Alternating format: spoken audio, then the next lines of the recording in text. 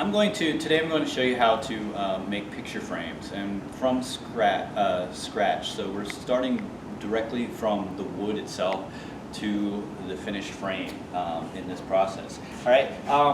First thing is to look at the anatomy of a picture frame, and I have two older, broken even, ready-made frames that were used for a different project. What's important to a frame is not the front profile face of it. You know, that can look different and beautiful and decorative and whatnot, but it's right here. It's the edge of it, the lip. So basically you have sort of an edge out here that's rabbited out of the wood, and that's what's important to it. That holds your glass, your matting, your backing, and so forth. And that lip usually has a standard size to it. Grab a ruler here quick, which is it's either a 1/4 inch. It comes out at 1/4 of an inch. As you can see there, to 3/8 of an inch deep. It's usually not much deeper than that. And then height-wise, from the back of the frame, it's anywhere from a 1/2 inch to an inch or more, even. Depends on the depth of the frame itself. All right. So the first thing you can do to get wood for frames is you can use old frames and recycle. Simply put, you take a larger, older frame and you break it down into its 4 pieces.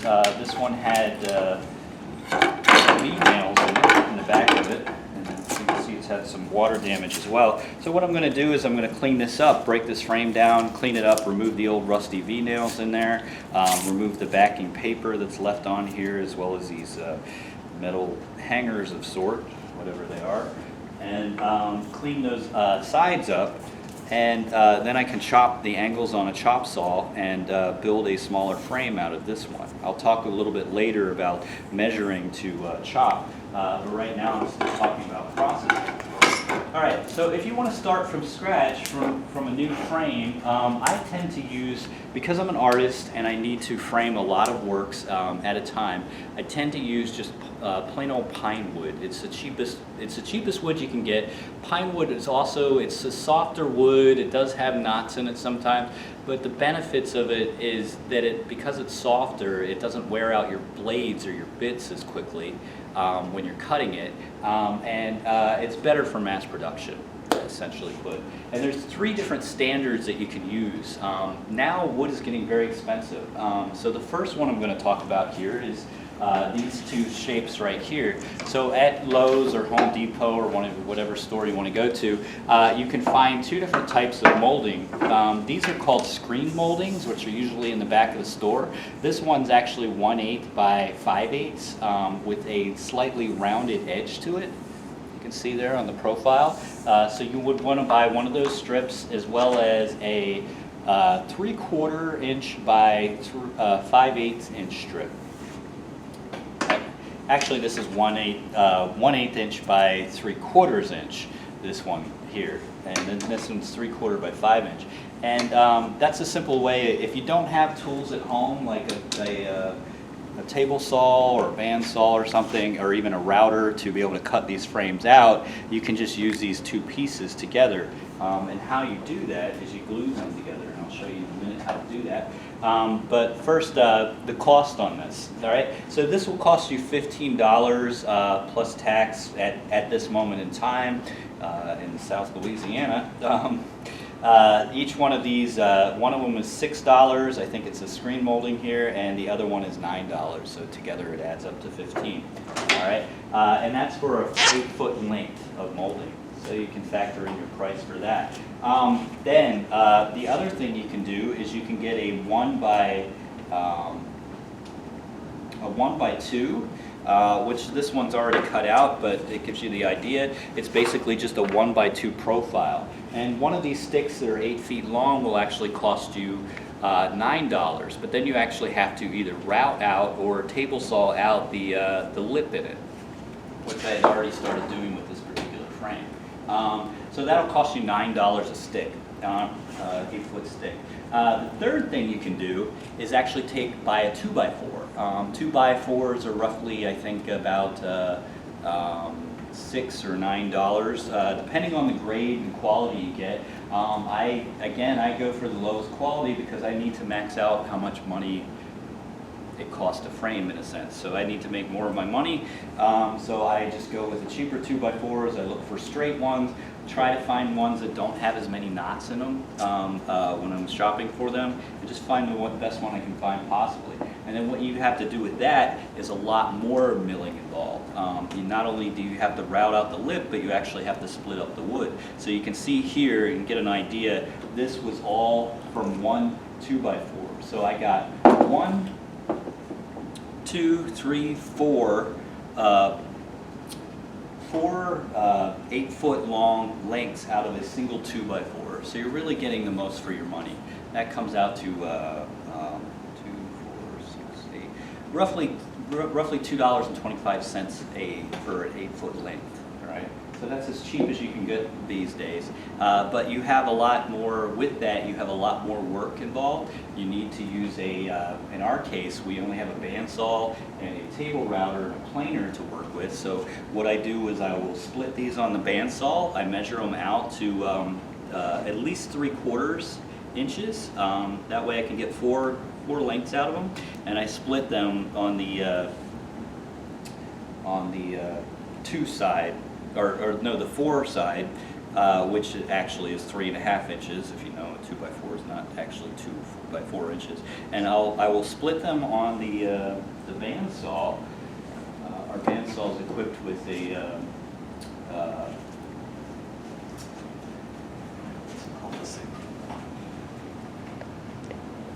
fencing. So our bandsaw is equipped with fencing, so I can sort of more or less keep it straight as I feed it through the bandsaw and cut it, split it down. Then I have to take it over, because I'm using a bandsaw and bandsaws don't cut perfectly evenly, I have to feed it through this, which is a planer. So I feed it through a planer, make sure that they're all fairly even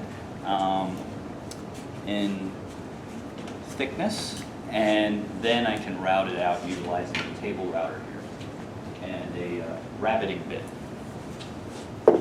All right. If you happen to have a table saw, all you have to do is you can split the 2x4 on the table saw using the fencing as a guide. Split it in 4 pieces. Then you can actually cut out your rabbited lip in just 2 passes on the table saw, by lowering the blade and running it through on the back side of it. Okay.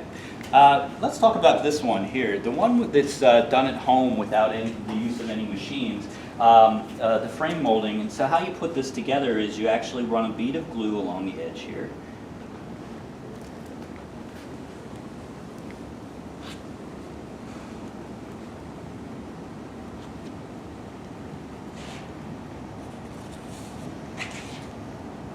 And you need a lot of clamps.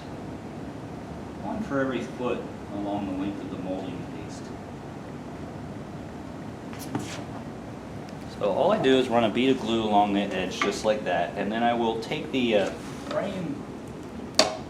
frame molding, the screen molding, and stick that on the top. Now I'm setting it off to one side, so therefore creating a lip with it. These are 2 different pieces of pine wood, so they work together as far as color. Got a basic pine frame. Yeah, I know some classic framers are cringing the fact that I'm using pine, but again, I like to repeat, I am an artist. I need mass quantity over quality. A lot of the frames that you see in galleries or museums are just plain wood, sort of a slightly yellowish, you want to say, neutral color, so the frames don't detract from the artworks.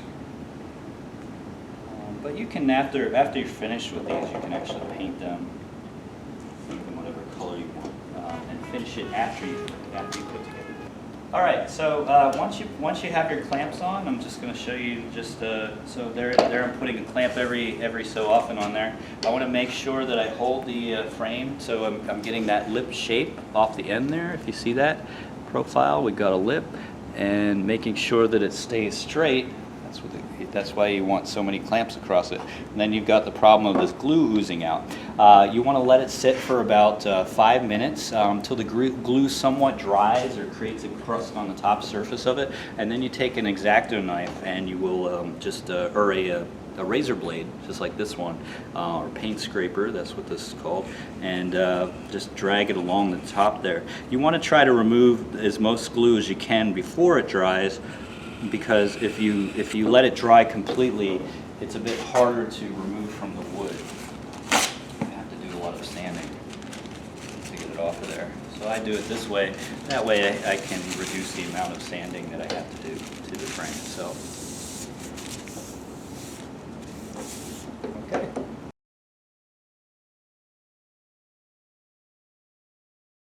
All right, so after splitting this 2x4, I split it on the bandsaw, I planed it on the planer, and now I'm ready to cut out the L-shaped groove in the bottom. You can see I'd already started, and how I started this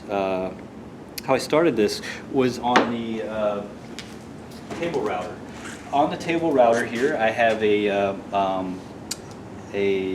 rabbiting bit, and it's a 3/4 rabbiting bit, meaning it's 3/4 inches high, and it also has bearings on here that are interchangeable. The depth I have set for 3/8 of an inch depth, and that's the distance between this bearing and the end of the routering bit. I also set the table fencing up exactly where it needs to go, because this is definitely the length of an 8-foot strip. Is not, you don't want to use it just with the bit alone. Otherwise you could just ride it off the bearing, but because it's such a long strip, you need to have feathering boards set up like these are set up, and be able to feed the strip through in one direction as you're cutting.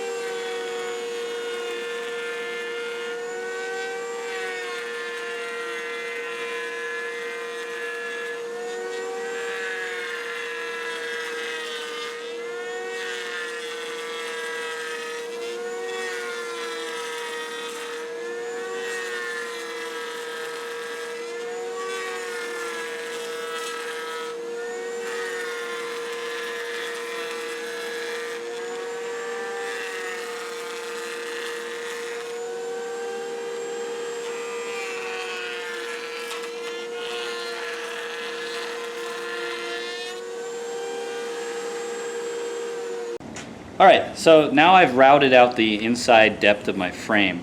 The inside depth here is 1 inch thick in the profile, you can see, and I've got about, it's about 3/8 of a depth right here.